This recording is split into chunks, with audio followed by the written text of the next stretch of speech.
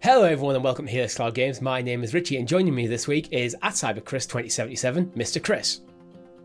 Hello everyone. And joining us is the chaotic neutral one, Mr. Rob. Hello. We've got a great show lined up for you this week where we'll be discussing Age of Empires invading consoles, The Witcher 1 getting a remake in Unreal 5, and is the Series S holding back game development? All that and much, much more on this week's XPass.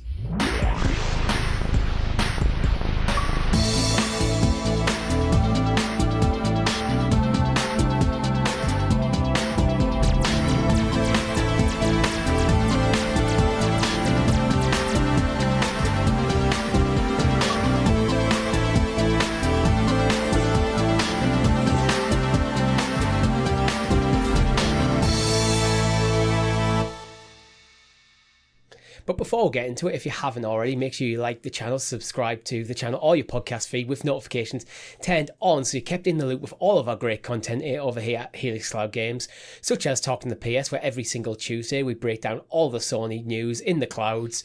Our topical cloud gaming discussion show, CloudQuest, goes live every single Friday, and our live streams, where most recently Chris and I played State of Decay 2. So gentlemen, because Rob gets a bit iffy if we don't ask him, what have we been playing? Whoa, before we get into all that, this is the first ever XPass podcast. That is true. We can't go straight into game. Let's celebrate the inaugural launch of this brand new Xbox show here on Helix Cloud Games. Richie's like, oh, Rob, what have you been playing anyway? Just, you know what? It's because here for a brand new show and you straight just default into... Anyway, yeah, Rob, what have you been up to? Yeah, so Rob, what have you been up to? Playing some PC games on this Xbox. This is the first ever episode of XPass. Chris is trying to keep throwing me off. Him and Tom used to do this all the time when we first started SideQuest, where I'd start my intro and then they'd just try to throw me off my rhythm. It builds character. Did the X's and all the different kind of like lettering not do that for you, Richie?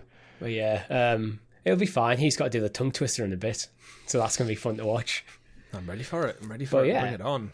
It's exciting times. We've been like, we announced this show like probably about a month ago now, and like it's fine here. We're recording it now. Like, yeah, we all own Xboxes. Yeah, we do for the first time in my life. Rob announced to us before the show that he is also buying an Xbox.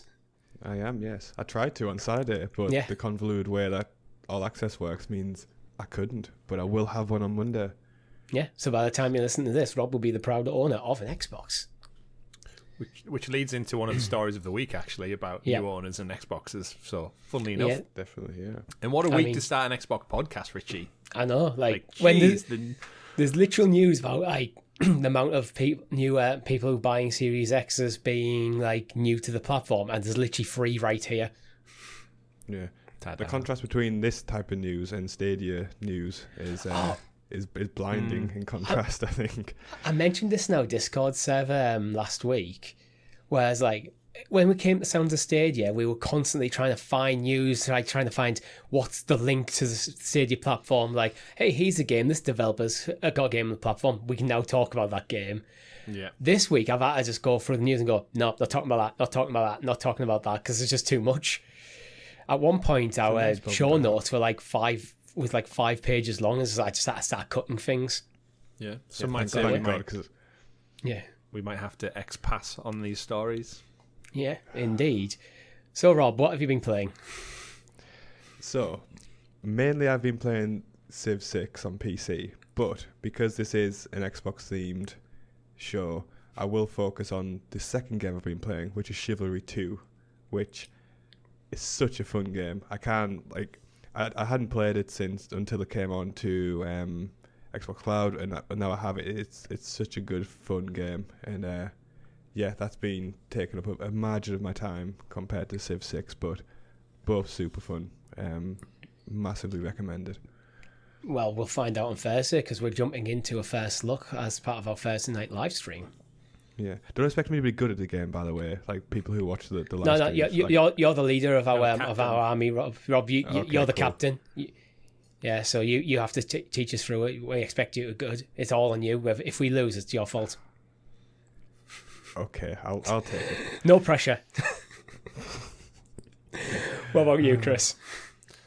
Quite a few things. Again, Game Pass giving me the benefit to jump around, so I'm still chipping away doing some Disney Dreamlight Valley with the wife.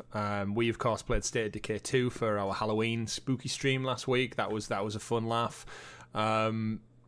Finished Plague Kill Requiem, albeit on my PS5. I know a lot of people are playing it on Game Pass. Fantastic game, absolutely love it. Definitely play that and the original one. And I've been dabbling a little bit more in Death's Door with my Razer Kishi and Samsung combo as well on the move. That's kind of my portable game at the moment. Plague Tale's my TV game, and then Dreamlight Valley's the chill. Every time I've got a spare half an hour or something, me and the wife jump in and hack away at some blocks and gather some shit for Disney characters who, by the way, very lazy in Dreamlight Valley. None of them do their own work. None of them do their own graft. It's always, you go find me this, you go do this for me. It's like, you're supposed to be... Have you ever played an RPG before, Chris? Yeah. No NPC in RPGs does anything. It's funny because obviously my wife's not like a big gamer, but when she does play stuff, when she has to like collect 25 pieces of like hardwood or granite or rock or something at the moment, she's like, why can't I find it anywhere? And you've got to go back and come back to the same location, and when it refreshes and hack at it again and collect the blocks, I'm like, oh, sweet summer child, you just don't understand video game loops and how these things work. And I was like, don't let me introduce you to the microtransaction store, because that will potentially put a dent in your savings. But across the board, just a great mix. I played a little bit Scorn actually as well after your first look on the channel, Richie. Check that out. Again, I think a bit too slow for me for what I'm looking for in like kind of like a horror spooky game. I found aesthetically very moist. It's probably the moistest looking video game I've ever played. Oh, it's kind of like some of the controls that you interact with, just like these like tubes that he sticks his fingers in. It's horrible. It's creepy. First puzzle, didn't really know what I was doing. Similar to what you found as well. That big like one wall thing. I was like, what the hell? And you had my first look to literally watch to figure out. I don't know what I'm doing. Like, I found that things like nothing, I play around, nothing seemed to be happening. This is stuff that I cut, actually. And then I spent about half an hour, like 40 minutes, exploring that like area you get into. It was like, I don't know what to do here. I kept going back to that wall. It's got to be this. But like, I had no kind of insight of what to do. And then like, I watched the video and was like, once I watched the video, like I clicked like, because he had that, there's like two things that lit slightly differently that you have to interact with. It's like, that's what I have to do. Yeah, definitely. And I've installed Tunic on my Series S as well. The one with the little fox, the kind of Zelda game. There's a little cute fox that came out exclusive earlier this year. So that's going to be another one I'll check out. So the miracle of Game Pass. Yeah. As for me, I finally rolled credits on Trails of Cold Steel. And I've been playing a bit of FIFA on Xbox. But... You mentioned, Rob, about the timing of launching an Xbox podcast. At the moment, the biggest thing I'm looking forward to is God of War on PlayStation. Naturally, yeah. Yeah, naturally. But, I mean, to be fair, that it is God of War. It's a sequel to one of the greatest games of all time. So I'm kind of in that like limbo state where I don't want to commit to anything. So while I wasn't going to trophy hunt on Trails of Cold Steel, I've now switched to actually trophy hunting on it just to kill time. Yeah, don't make my mistake and dabble in Civ 6 and then just have it consume your life. Do not do that. Yeah, I'm not going to do that. But I think that's enough of that. So, Chris, if you'd like to do us the honours of introducing us to the excellently exuberant, excavated Xbox expose, a.k.a. The news. As always, our news is brought to you by... Well done, Chris. Yeah, well done. As always, our news is brought to you by Helix Heroes, which Chris is definitely one for nailing that intro. So, first news item, which is something I kind of just want to gloss over a bit on this show, because we do have a full CloudQuest on this topic later in the week. Project Keystone is apparently getting put on hold. Dun, dun, dun. So I'm going to throw, since it was me and Chris on CloudQuest, Rob, I'm going to throw this one to you first.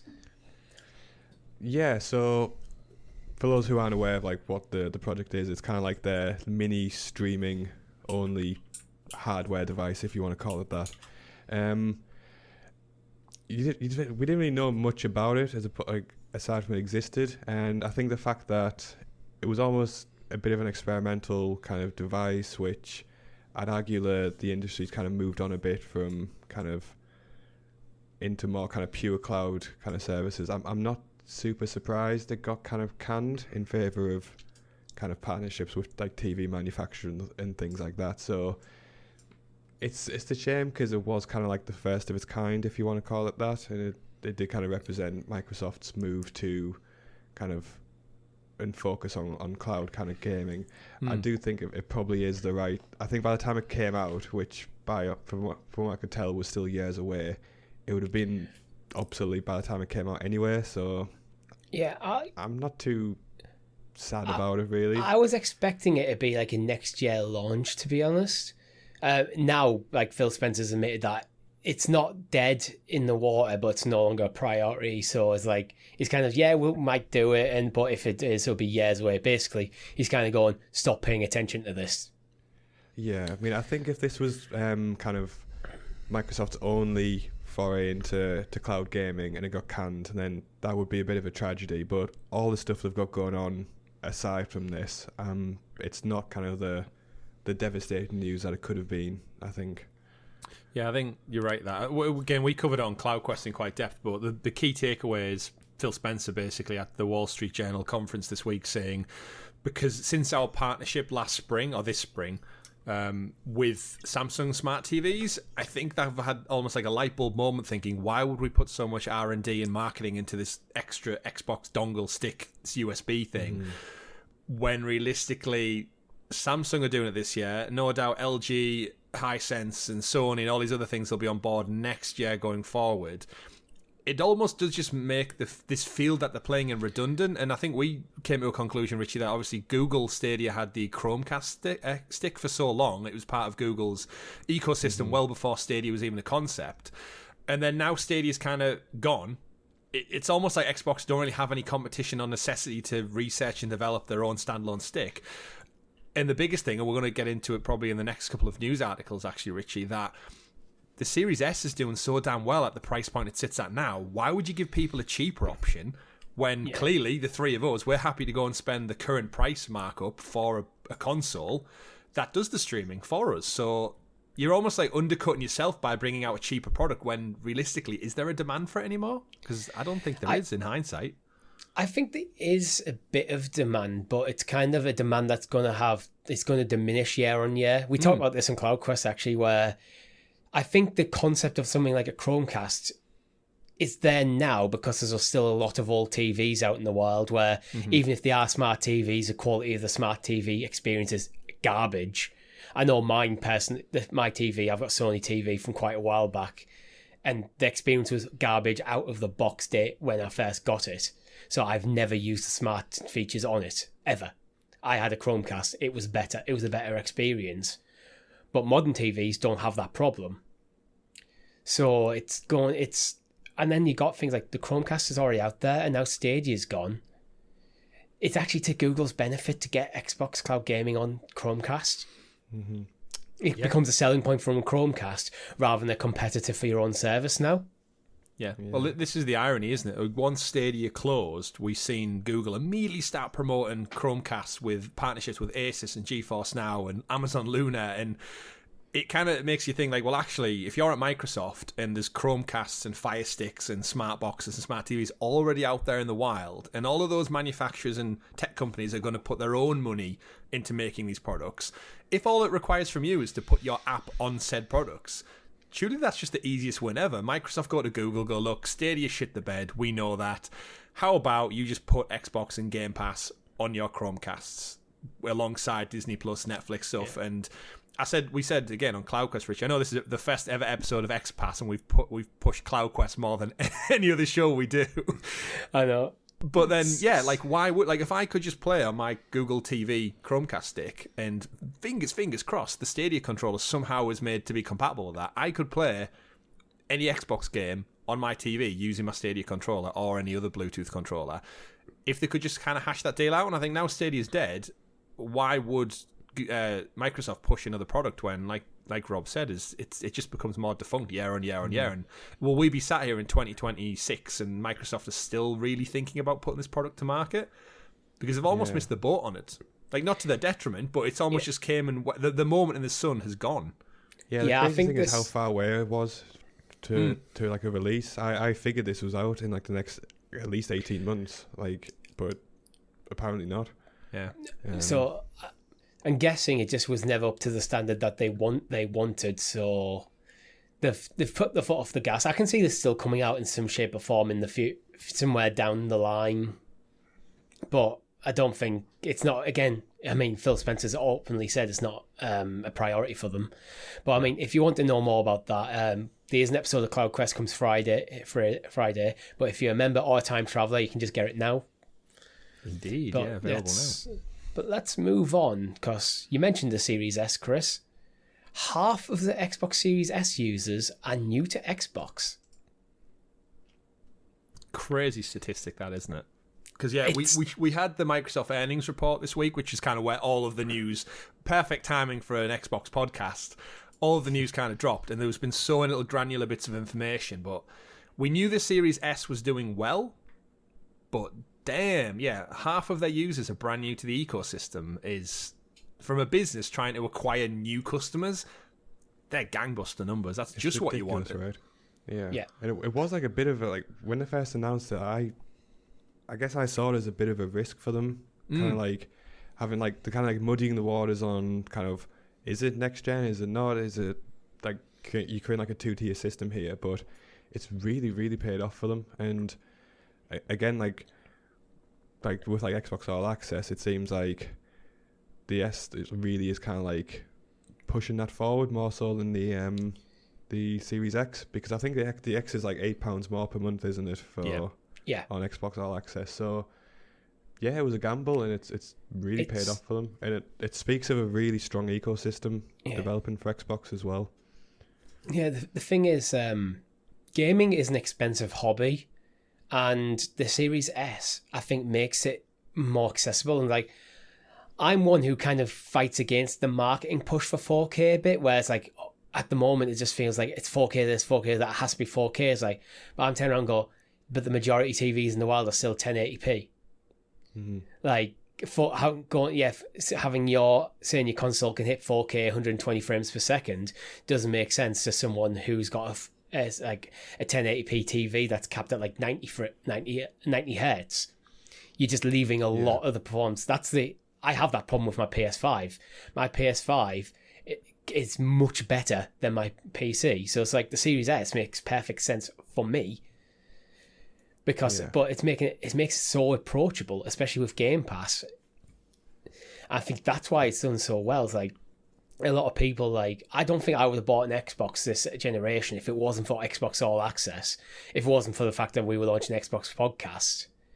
And the overall price of the Series S and Game Pass, it just make it look like I can have my cake. It's basically have my cake and eat it situation where I've got my PS5, so if I want the absolute best in performance, I've got that.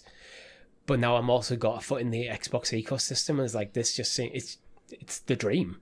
Yeah, it's perfectly positioned as a secondary console as well, which is like, it almost feels like it was almost designed to kind of pull people away from the PlayStation ecosystem without forcing them to make the choice between PS5 and the Xbox like equivalent.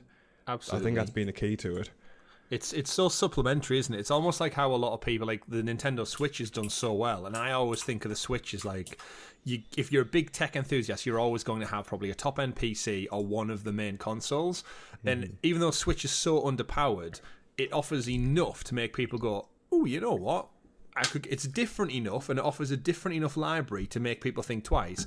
And I think the Series S and Game Pass, more importantly, partnered together, creates such a good value proposition. I think you completely nailed it on the head there, Rob, that it's a supplementary way of getting people in. So, yes, you've spent your hundreds on your PlayStation 5. Yes, you're going to be playing all these top-tier exclusives. However, if you're really into games and you want to play Halo, Gears, Forza, Sea of Thieves, name it, and then plus all the other interstitial things like Plague Tale Requiem this month, for £21 a month you get a console, a controller, and all the cloud gaming counterparts as well, and literally hundreds of games to play and check out day and date.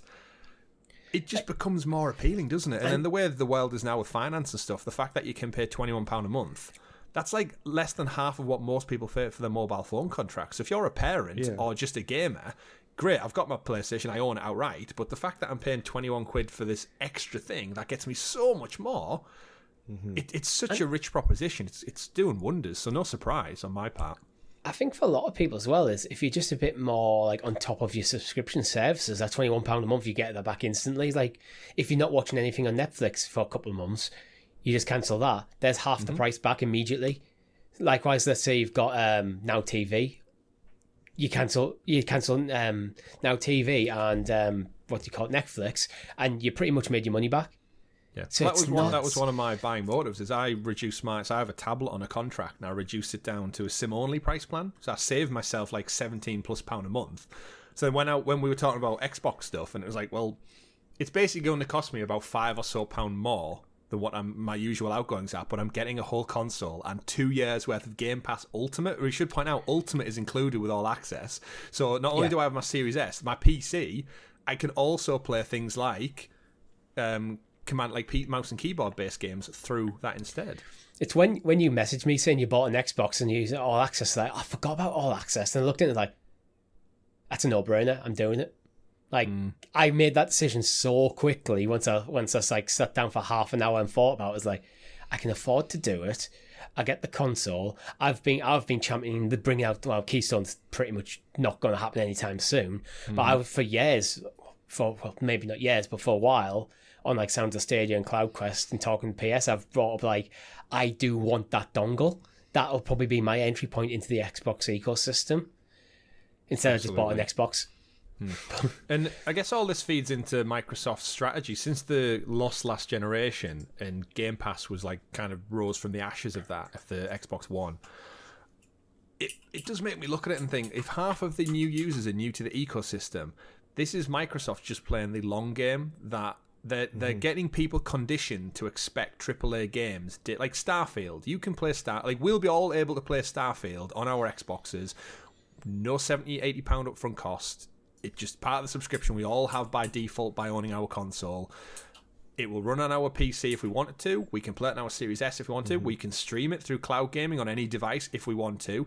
And it almost makes you wonder in another 5 or 6 years when the PlayStation 6 is announced and the next lot of Xboxes are announced, how many people year on year have now been conditioned to go, well, on Xbox I get all my games day one. So why would I want to go and pay £70-80 for a Sony exclusive, albeit as good as they are? Times are hard right now, and dropping 80 quid, like I'll be honest, the last 2-3 years I've become a lot more stringent in how I throw my money around with like games and special editions and purchases. 100%. Obviously I'm an adult, so I don't have that like spec. I've got other bills and shit to pay for as well. But part of my decision making process was like, hey, if I buy the Series S now, I don't have to worry about anything for 2 years because I'm going to get most games day and date, and then hell, if they end up getting this Activision deal through, I'll get Call of Duty every year included. Yeah, and on top of all the other things, you don't even need 2 or 3 of those big titles to tip the balance. Where it's like this price service is like actively saving me money now. Yeah, which is the weird thing. Like, just finally get around to cancelling that gym membership that you don't use and buy yourself an Xbox. There you go. Do it. Yeah. Don't get that McDonald's that one Friday evening, and that's £10 save. That's half of your subscription amount. In Starbucks can cost like £3 to £4. If you have like one a week for a month, there's your Xbox. Absolutely. Make your coffee at home. It's like, it's not. Yeah.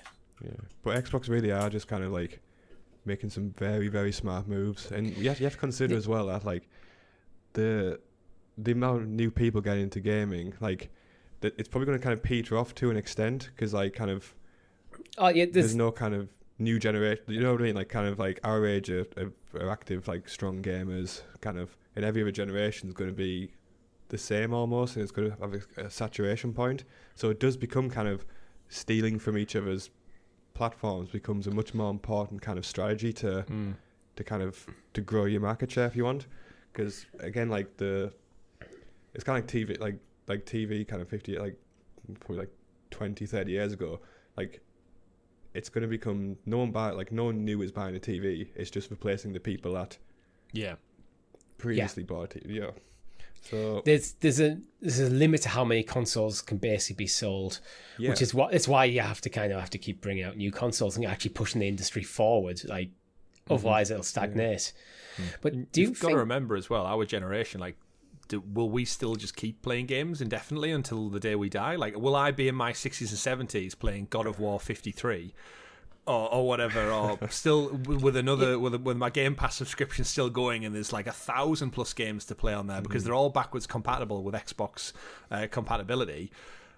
Or will we just slowly? You don't know. Like I don't ever think I'm going to stop watching movies or TV or listening to music. So I guess it's just kind of like you said, saturation points as they go on. But you it's an mentioned industry music. that's so in flex at all time. Like our generation is at the front of it all. Like obviously not just us, but there's older gamers in us. But like I'd say we're the first. Like millennials are the first group who fully embraced it and stuck with it beyond. We're the generation that broke the stigma. Yeah. That like gaming was for kids. Like we kind of went, no, we're going to keep doing it. Yeah. And there's generations of older than us that kind of like, what, you playing games and weekends? Like, yeah, what are you doing? Hitting sticks together or something, mowing the lawn? Like, sticks together. What do old people do? That's an insight into what Richie's parents get up to on a weekend. Do you just kind of think like the way Xbox is going, it might push Sony into the more like Nintendo kind of style niche, where it's like people go for the PlayStation just for the exclusives, then go bounce over the back to the Xbox for everything else? Yeah, I think PlayStation still have it in their mind that they're a premium brand and they hold their games at like such a high premium threshold. It's like, no, you will pay £70 to play God of War. You will pay £70 because it's worth that quality. And we will. But then Xbox have gone totally the opposite direction. Said, hey, Starfield's going to be absolutely amazing. But you know what? You get it on Game Pass for 10 quid a month or 12, 13 quid, whatever it is. And the more Starfields is, the less the God of War argument that works for Sony, because you might go, well, yeah, I know this is going to be a great game, but I've also got all these other great games that are not going to cost me anything additional. So absolutely. And the litmus test really is going to be if they get this Call of Duty deal through, because whenever that first big Call of Duty game comes out and Microsoft go, it's included in Game Pass, and everyone goes, why the hell would I go pay 80 quid to play it on PlayStation when it's literally included for £12 a month over here? And I think that's going to be the tip point. And all these people saying like, oh, they'll take Call of Duty away from PlayStation. And Phil Spencer keeps coming out saying, no, we're not. We want to keep it on there. He wants to keep it on there because the more people look at those titles on PlayStation for £70, but it's included in Game Pass over here. It's like, why would you go out it's like Netflix. Why would you go out and buy a movie on DVD or Blu-ray for £20, £18, £15, whatever it is, when you could just watch it, stream it, and then cancel your subscription? It's unless you're a collector. But I think most collectors... between. They're also dying out between generations, because I think our generation might be the last one where collecting like Blu-rays is a major thing, because we grew up with physical media. Yeah. The generation after us who grew up with digital media, that's all they know. That's all they know. Is like, why do you have that box in your house that's just taking up space? Like, and it's convenience. It's literally like as someone who is a big collector. I haven't bought anywhere near as many Blu-rays as I used to, because like now I've got Disney Plus, especially all of my Marvels. Like I've got nearly every Marvel movie on Blu-ray, but I am at that point where I'm like, why would I spend 23 quid for this steelbook of whatever, other than just to have it on my shelf when I could just watch it on Disney Plus? Like it's there. And you look at the shelf's full, so I have to get rid of something just to get these things. That is true. Yeah, I might need to get rid of some stuff, but it is like it's a dying breed, and like music, like film, TV industry is like it's all just going to the convenience model of a subscription service. Well, you mentioned convenience. Going into our next topic is cloud gaming. I mean, we're a cloud gaming podcast here, so it's like Microsoft are also pushing the way forward in cloud gaming. And last year, it was about 10 million people who tried Xbox Cloud Gaming, if you prefer. It's up to 20 million this time. It's doubled. That's a lot of people. Yeah, it's insane growth. Like if you consider like a product that is still very much in the kind of, I guess like the beta like kind of phase of Microsoft has called cloud gaming immature. Basically, they acknowledge that this isn't where cloud gaming will end up. It's still growing. Yeah, it's like a first early adopter step. Like the growth figures are ridiculous, and like I know kind of internally they're a bit kind of negative about missing their overall target like year on year, but like the targets they set themselves are incredible, really. But you have to remember the context for this. These numbers come out of an earnings report, so this is going to the shareholders and stuff. So missing financial targets is pretty bad for that. However, I do suspect internally, despite missing targets, they're probably quite thrilled that it is heading in the right direction. Yeah, like 20 million people. That's not an inconsistent kind of small amount. For a beta service. And again, it goes back to what they're trying to grow and nurture, and it's that cloud gaming is supplementary to console gaming. I think that's what Xbox have always benefited and always will benefit over what Stadia were trying to do, what Luna are trying to do, is that if you want to play the classic way, just with a box under your TV, there you go. It's on sale. You can buy it. The Series S, fantastic. Game Pass, yada, yada, yada. However, it gives people that taster, that teaser. Like 20 million people, probably half of them don't even play cloud gaming, but they've tried it out. And it might have worked for some, it might not have worked for others, but what it does is it kind of gives them that teaser of like being aware that this is a thing that we offer on Xbox.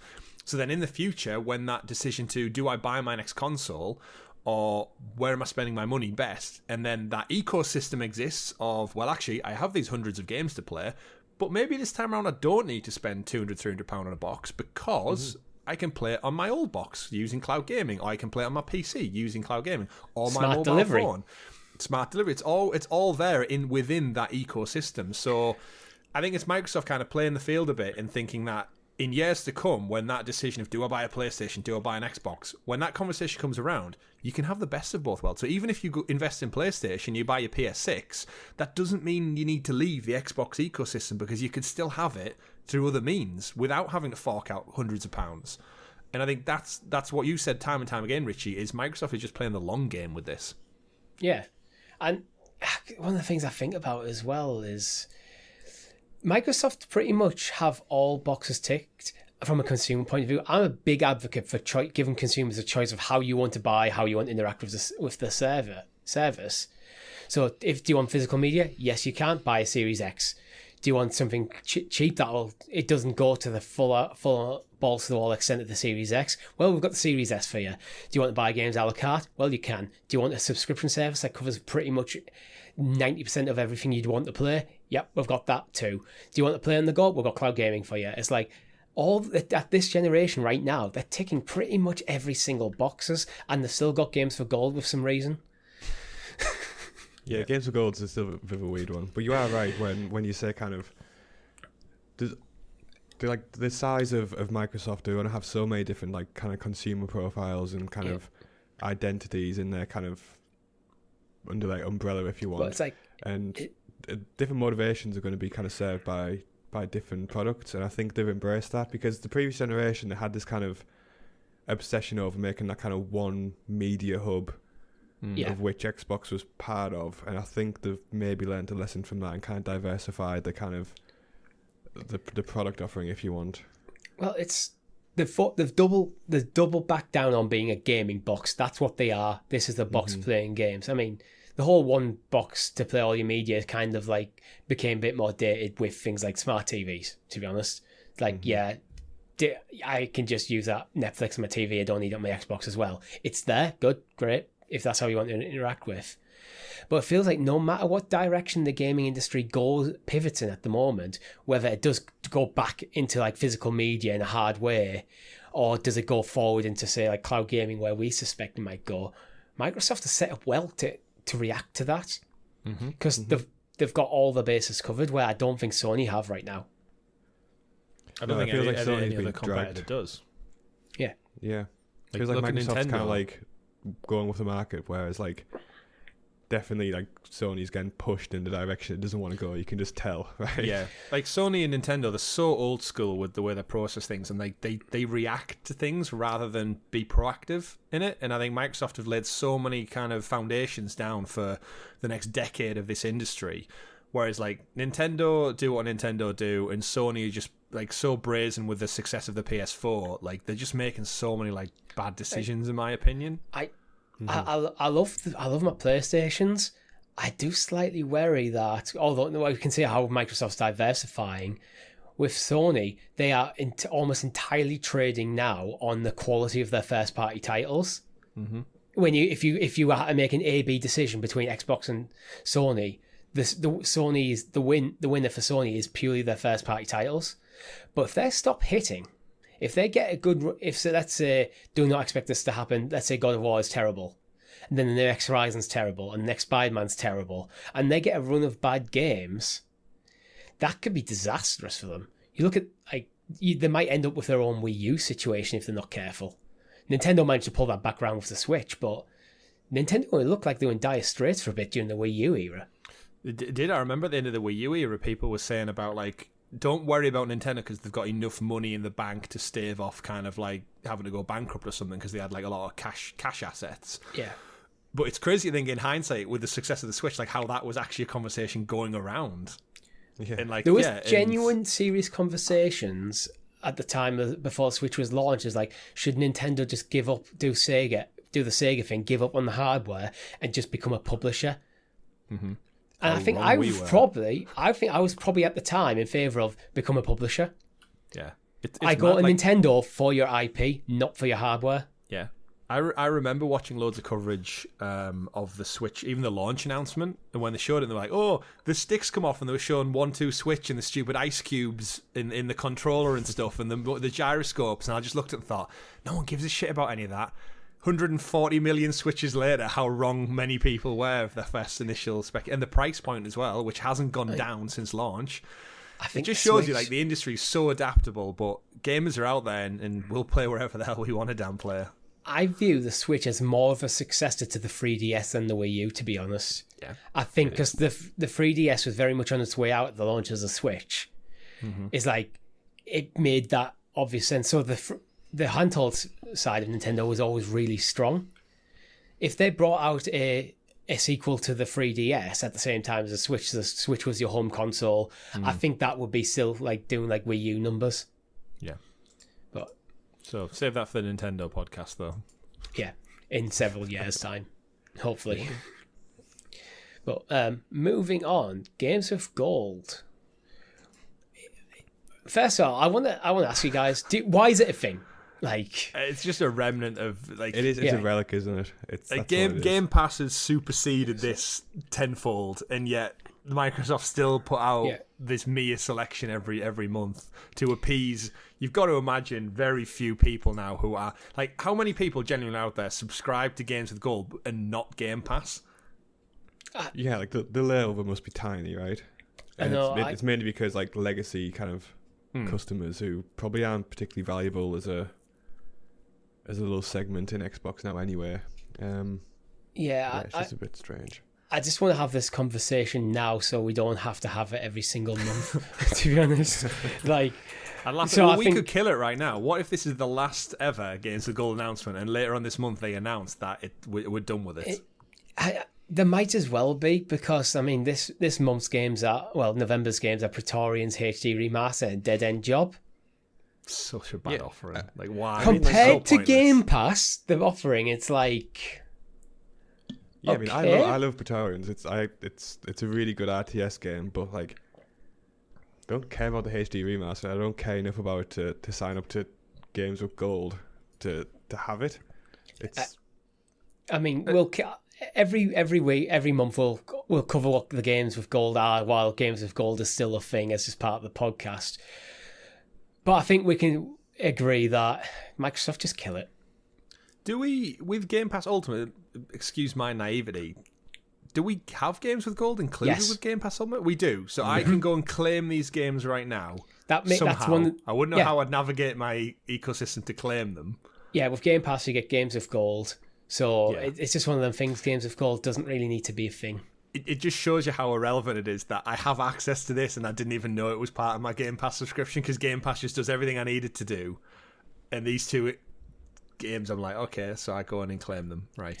It's like, I haven't even looked up how much Games with Gold is for subscription, but if you were there making that decision, like, do I just get Games with Gold or do I go for Game Pass? Not even Game Pass Ultimate, just console Game Pass, is like, that's a hard. You'd have to be. I don't know why you would make the decision for Games with Gold. The only thing I can think of is this is entirely a legacy thing that they just haven't got rid of yet. I think they're making a very conscious decision to co-brand it next to Game Pass Ultimate as well, on all the marketing material. And I think it's just another phase out thing, isn't it? they'll have gradually, like the Xbox logo will get bigger, and then the game's live gold will get smaller, and then just disappear. I suspect they'll have a number in their head, and once the people subscribe to games with gold only drips below that number, they'll announce the end of it. Yeah. There's probably still a few too many people that they don't want to rock the boat too much yet, but if you have games with gold right now, do yourself a favour, just get XPass. Get XPass, but also get Game Pass. You're going to do that so many times I throughout am. the course of this show. I really Subscribe to XPass. I mean Game Pass. I mean Games with Gold. I mean talking to PS. What? Yeah. Well, moving on, it looks like Xbox Cloud Gaming, I think they're like, I was about to say XPass again. Xbox Cloud Gaming is expanding again. And this time, I think it's expanding to like more, where is it? ARM-based systems, such as Surface devices. Oh, is that what that means? Yes. When you said ARM-based systems, I'm No, like, yeah, my ARM's, hands? Like, what's on the end of my thing? ARM's like, it's a nature of like processor. It's a PC like style platform thing. Right. So like it can run on tablets and shit, basically. Yeah, it's kind of equivalent to Intel or AMD sort of architecture stuff. Oh, right. I think Macs are based on ARMs at the moment. I'd have to double check that, but that could be a huge expansion, to be honest. If you could start getting Game Pass, yeah. I got it right. If you could start getting Game Pass on Macs.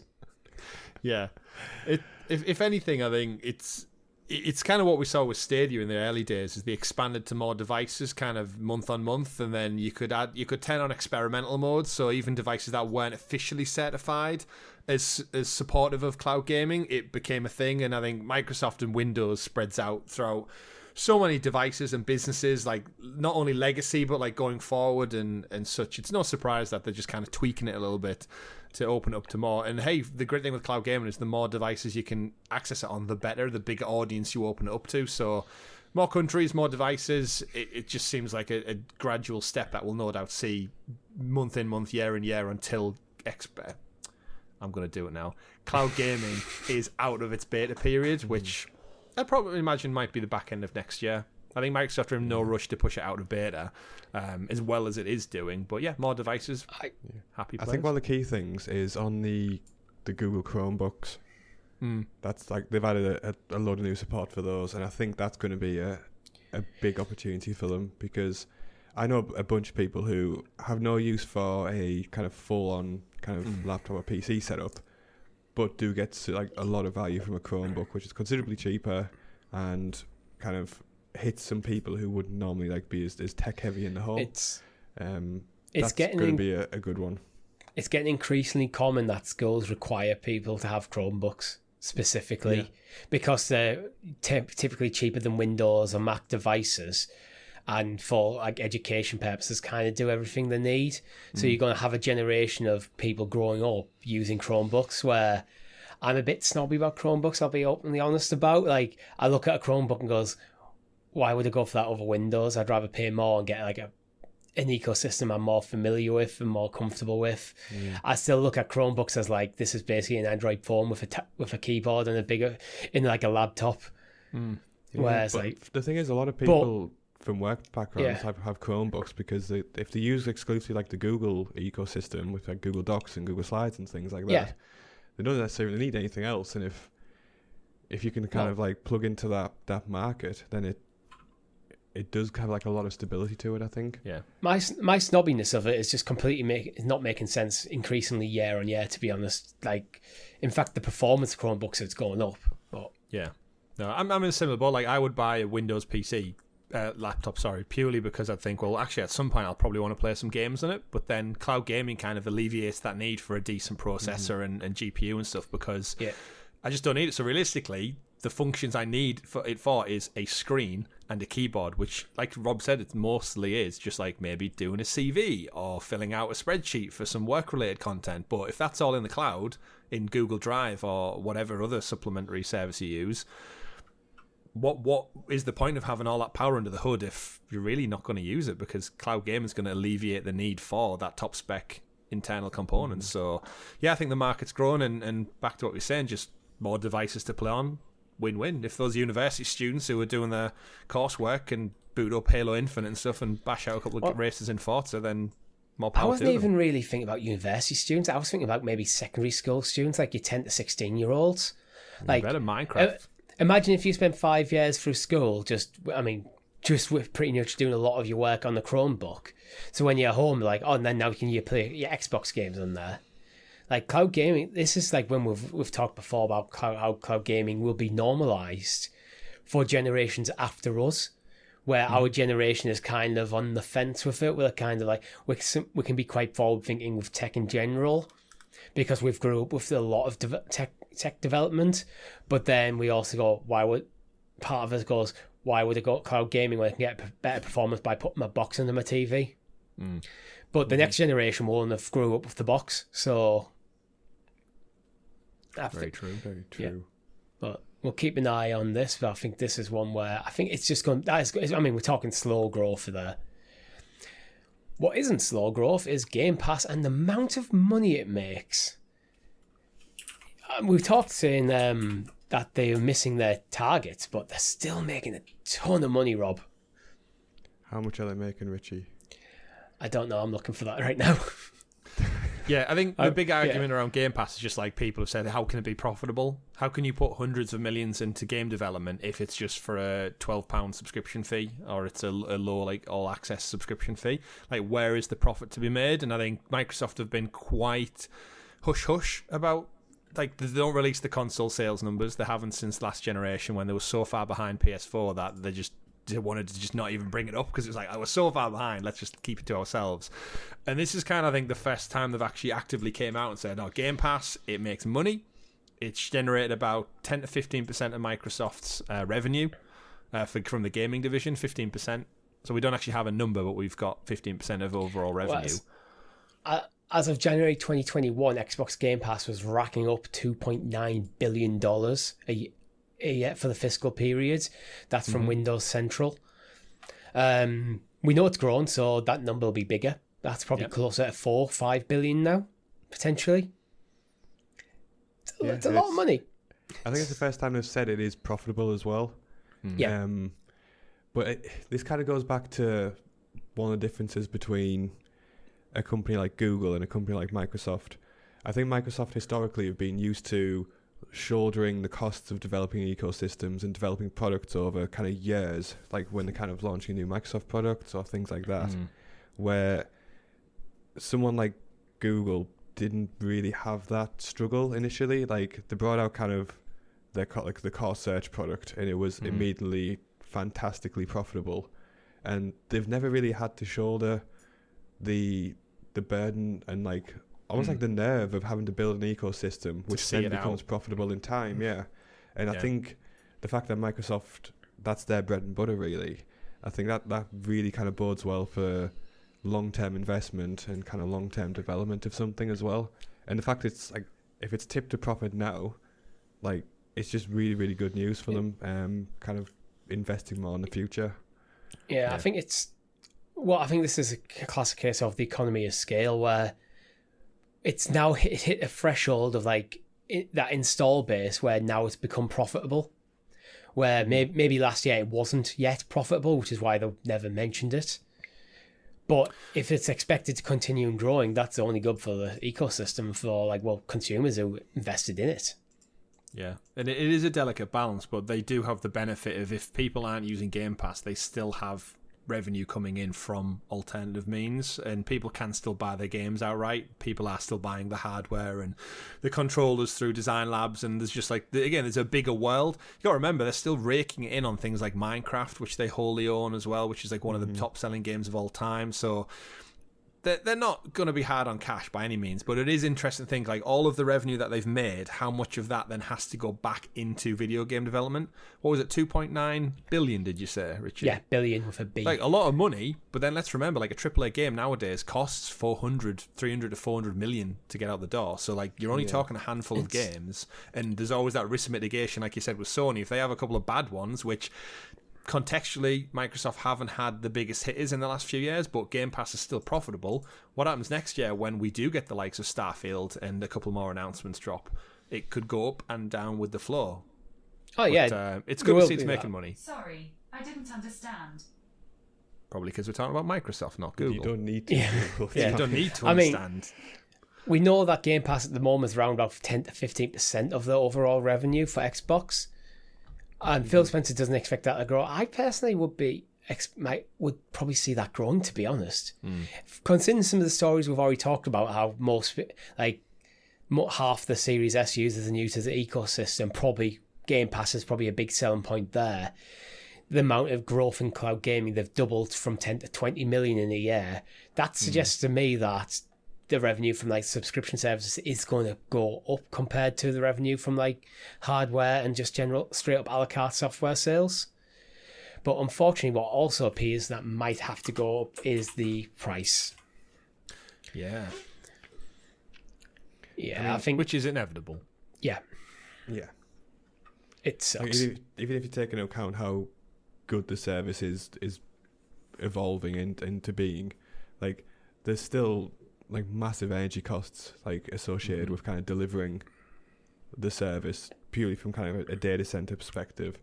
So like, it's inevitable, really, isn't it? And I don't really begrudge it, if I'm going to be honest. Well, I mean, that's that subscription model, isn't it? You get them in the door at a cheap value proposition, and then you get people comfortable with it, and then you go, oh, we're just going to tweak it slightly up year on year. And then because it in theory, it should go in line with like inflation and such, an extra £1 this year, then £1 next year. And then before you know it, in 10 years' time, we're paying £20 a month for Game Pass, but the value is almost inherently still there because we've just always had it. Just like with your Spotify, just like with your Netflix. Like, how many people signed up to Disney Plus for, I think it was $6.99 for that first initial year, or £70 for the whole 12 months? Bargain. And then second year, guess what? It's gone up a few quid. Next year, the same thing. But that's when the content becomes king and you'll find people maybe jump around. But at the moment, Game Pass is the only really thing of its kind in the world. So until Sony offer one and Nintendo offer one, and then you can compare them all side by side, like for like, at the moment, I think people are happy to pay it because still there's that value proposition of, well, if Starfield would cost me £80, but Game Pass is still only like, even if it goes up to like 15, I'm still saving money if I buy a couple of AAA games a year. So, yeah, no surprise. My slight worry with this is Phil Spencer seems to be very reluctant to put up the price of things, but Microsoft is a massive corporation that is publicly traded, and we've seen plenty of corporations similar to Microsoft, because of things like the energy crisis, inflation, put up their prices not in line with that increase, but actually a bit more on top, so that you can work. So sometimes unscrupulous like corporations can work in a bit more profiteering in there. So the increase is not just to maintain profits, it's also to increase them. Businesses be businessing. Yeah, that's the sort of stuff can be, depending on the nature. I mean, at the end of the day, gaming is relative. It's entertainment. It's relatively trivial. No one's life depends on this sort of stuff. Yeah. But yeah, that's my only real concern about the prices going up. Is like, how much are they going to go up? And is that a true reflection of their operating costs going up? Yeah. I do wonder how that would work with Xbox All Access, because that's technically a credit agreement, which is agreed in advance of. That shouldn't affect our statutory rights right now at all, because with Xbox All Access, a big problem for them, right? I can only talk in the UK about it, because what is you have a credit agreement through Klarna. So you've bought the Xbox, it's paid for, and your 2 years, but now you in debt to Klarna. Like, as if it's not that much different than if you just went out and bought 2 years of Game Pass on the Xbox Series S on your credit card, then you'd owe your bank.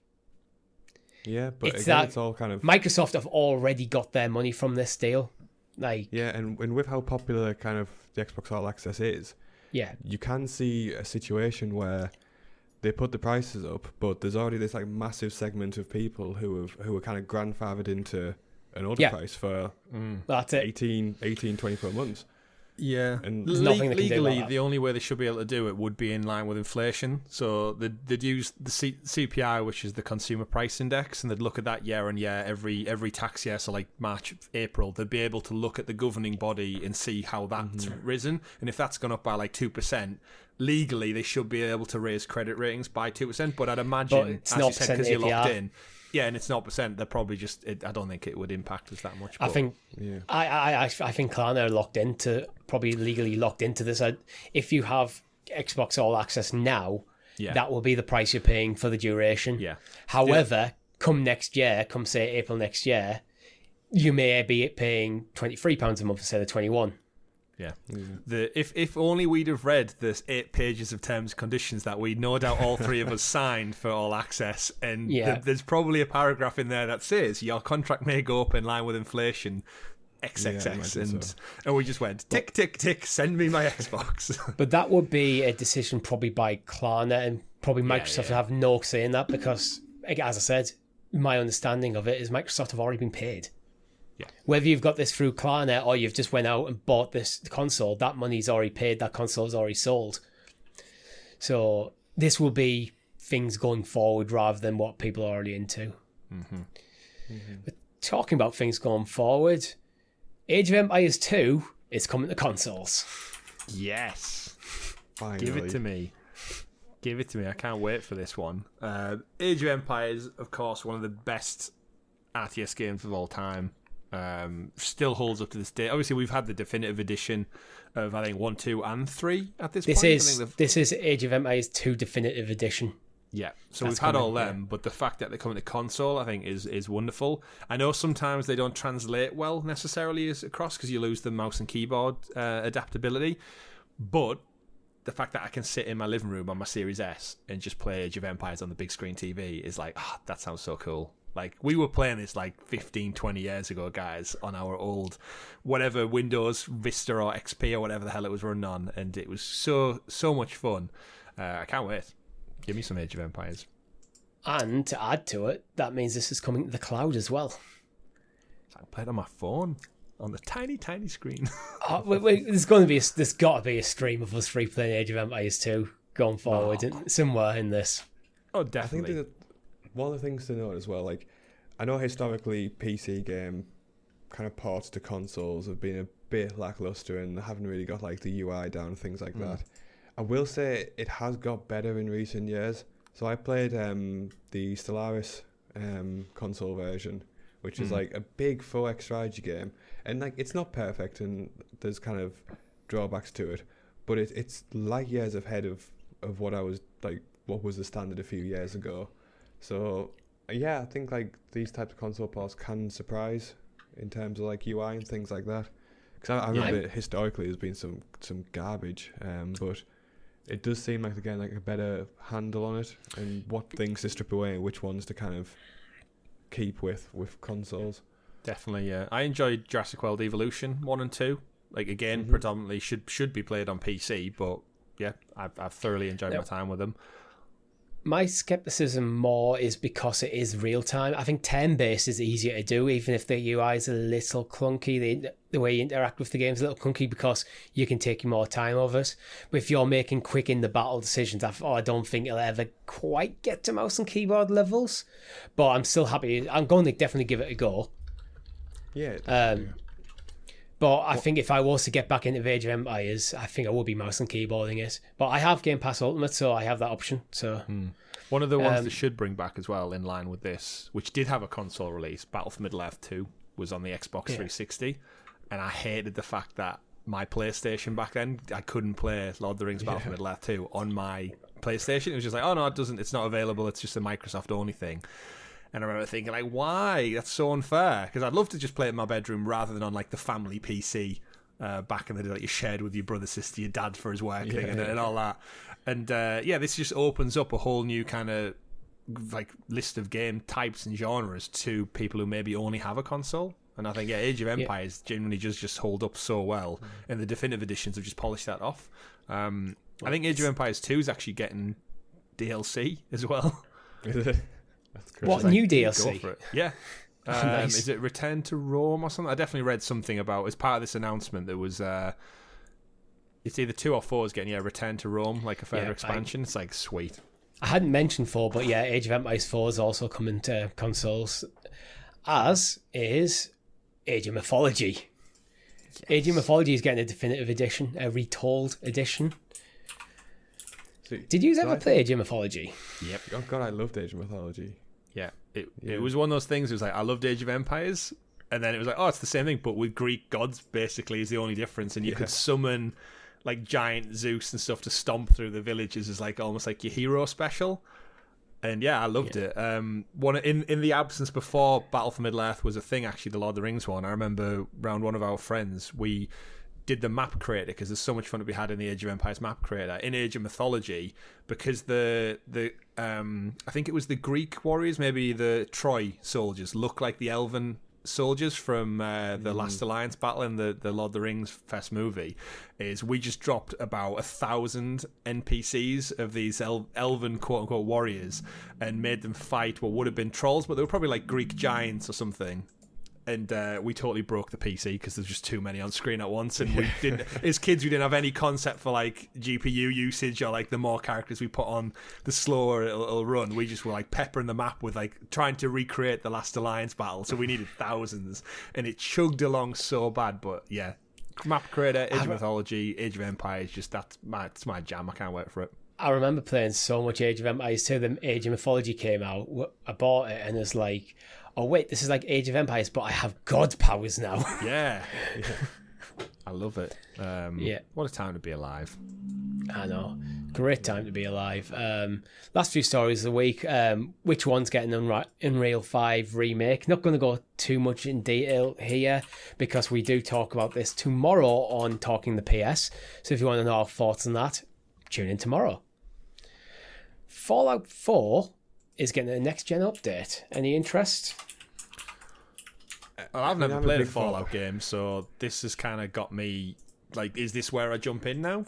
But then I would lean on you guys to say, like, oh, should I just wait and play New Vegas, or what? Like, I don't, like, is this the premium time to jump into Fallout for the first time ever? Fallout 4 as a game is, lots of people don't like it. I think it's completely fine as a Fallout game. It's nothing remarkable, and it's nothing kind of it's just more like Fallout terrible. Was the overall consensus, right? Basically, yeah. That's exactly it.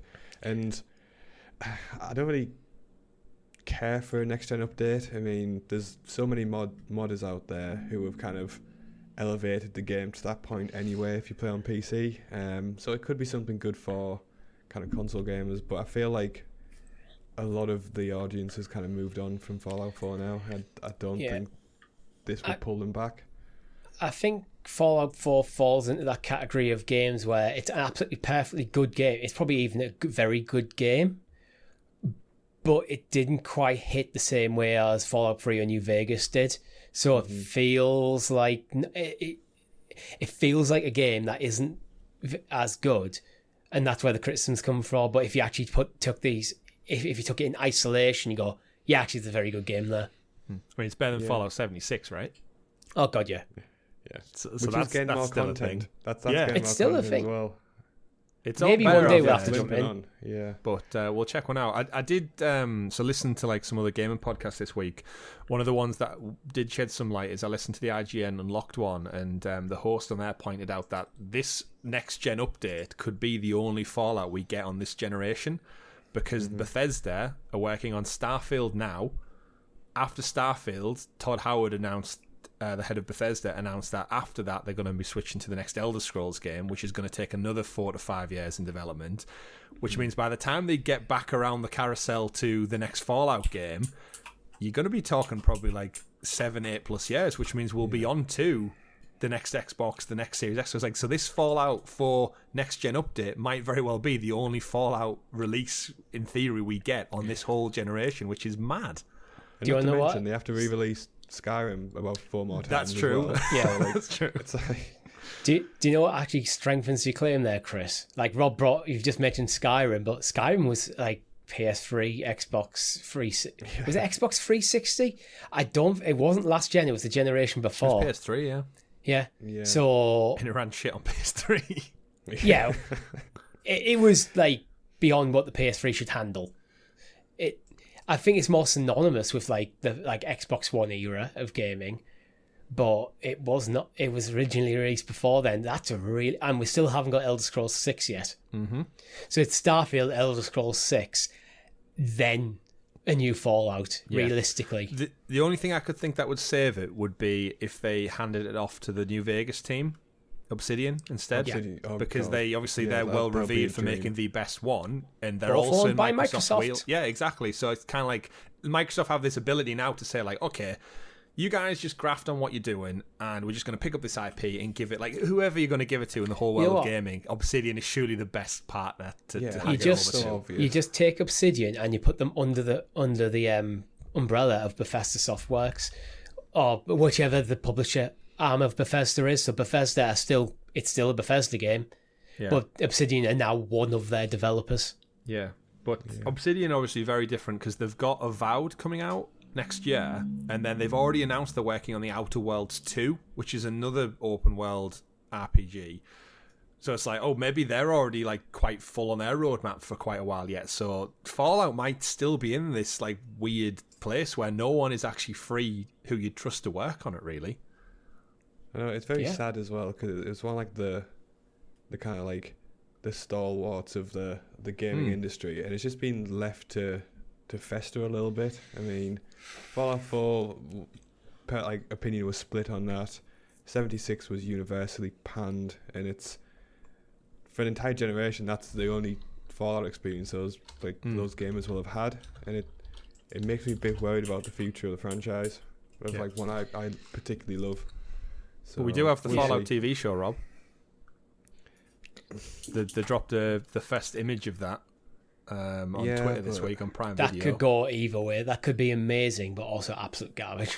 Yeah. Just think we could have 5 seasons of the Fallout TV show on Amazon, and then the whole show wraps up after 5 or so seasons, and we still haven't had another game in those whole 5 years or 6 years or however long it takes. It's like, oh, that would have been perfect synergy, which we always talk about. And I don't know, maybe Fallout 76 will get some like season pass content to tie in with the show, because I think the show it takes place in Vault 33, which I don't think has been in any of the games previously. So it's like it's on its own trajectory, detached from the rest of it.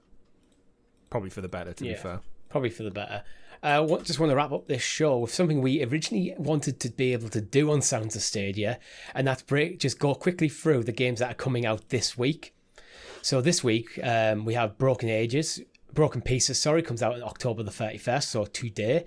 Legend of Tianding comes out November the 1st. Lonesome Village, November the 1st. Missile Command Recharge from Atari, November the 1st. Hat Up, November the 2nd. Shattered Remastered Deluxe, November the 2nd. The Entropy Center, November the 3rd. Ghost Song, November the 3rd. Golazo 2, November the 3rd. Sword and Fairy Together Forever, November the 3rd. WRC Generations, November the 3rd. Yuppie Psycho, November the 3rd. Bratz Flaunt Your Fashion, one for Rob there, November the 4th. Caterpillar, November the 4th. The Chant, November the 4th. Counterattack, November the 4th. Silver Narnia, November the 4th. Tanuki Sunset, November the 4th. Richie finishes reading this list, November the 4th. So that's a big it's list. nice. It's nice to actually just have a list every single week of new games to the platform that we haven't already talked about. Yeah. I will say as well, don't sleep on Entropy Center. I think that's the best one. It's basically Portal, but instead of a portal gun, you've got a rewind time gun. So basically, it's a first-person puzzle game. But what you would do is say there was like a rope attached to a latch over the other side of the room. I could shoot the rope and rewind time to when that rope was connected to a different part. So it's essentially it's still Portal, but you solve the puzzles using time as opposed to a Portal. And I think it looks great graphically. It looks fun, and again, little puzzle games. I don't think it'll be that long. I'd imagine like 5 or so hours, but it's getting a lot of interest in time manipulation. So like one of them would be you'd throw a ball up in the air, but then you'd rewind it to make the ball come back and hit the switch, so you can go through it like a particular time. So you get what I'm describing. But Entropy Center looks really good. But that's all we have time for this week. If you've liked the video, hit that like button, subscribe to the channel, or your podcast feed of choice with notifications switched on so you know when all of great shows go live. If you want to join the conversation any further, we do have a Discord server. The link is in the description. With that, thank you very much for watching. My name's been Richie. I've been Chris. And I've been Rob. We didn't discuss the order we were going to do that in, so well done, guys. We'll see you in the clouds. Bye. Happy Halloween.